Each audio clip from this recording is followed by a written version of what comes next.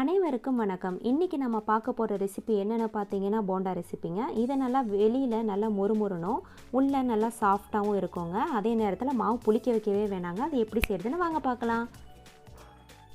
இப்போ இந்த இனிப்பு போண்டாவுக்கு நம்ம மாவு ரெடி பண்ணிடலாங்க. ஒரு பவுலில் 2 கப் மைதா மாவு எடுத்திருக்கேங்க. இதோட அளவு பார்த்திங்கன்னா 200 கிராம் இருக்கும்.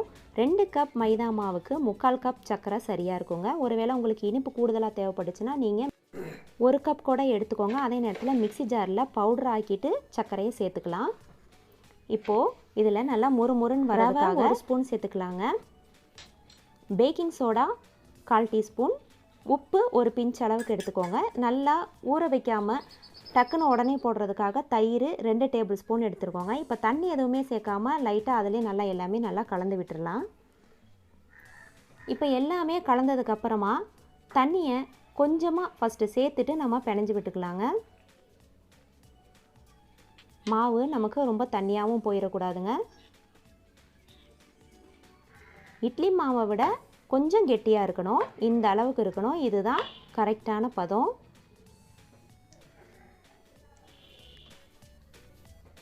இப்போது நமக்கு போண்டா மாவு தயாராகிருச்சு. எண்ணெய் நல்லா காஞ்சதும் இதில் மாவை கொஞ்சம் கொஞ்சமாக எடுத்து இந்த மாதிரி உருண்டையாக விட்டோம்னா நமக்கு போண்டா ரொம்பவே சூப்பராக வருங்க. உங்களுக்கு பார்க்கும் போதே தெரியும், நம்ம எண்ணெயில் விடும் போதே நமக்கு போண்டா எந்த அளவுக்கு நல்லா புஃப்னு வருதுன்னு பாருங்கள்.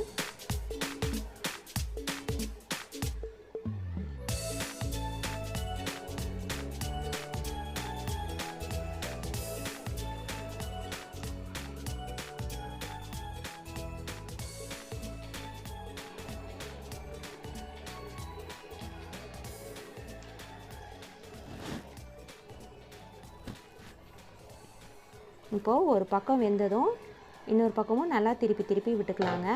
அடுப்பு மிதமான சூட்டிலே இருக்கட்டும். இப்போது நமக்கு சூப்பரான போண்டா இப்போ தயாராகிட்டு இருக்குங்க. இது ரொம்பவே ஈஸியான ரெசிபி தாங்க. டக்குன்னு நம்ம உடனே செஞ்சு போட்டுடலாங்க. மாவு புளிக்க வைக்கணும்னு அவசியமே இல்லை, ஏன்னா நம்ம தயிர் சேர்த்துருக்கோம். இப்போ ரொம்பவே சூப்பரான போண்டா தயாராகிடுச்சுங்க. இப்போ இது வெளியில் எடுத்துடலாம். இந்த ரெசிபியை உங்களுக்கு பிடிச்சிருந்ததுன்னா என்னோடய சேனலை சப்ஸ்கிரைப் பண்ணுங்கள், உங்கள் ஃப்ரெண்ட்ஸுகளுக்கும் ஷேர் பண்ணுங்கள், லைக் பண்ணுங்கள். அப்புறம் செஞ்சு பார்த்துட்டு எப்படி இருந்ததுன்னு எனக்கு கமெண்ட்ஸ் பண்ணுங்கள். நன்றி.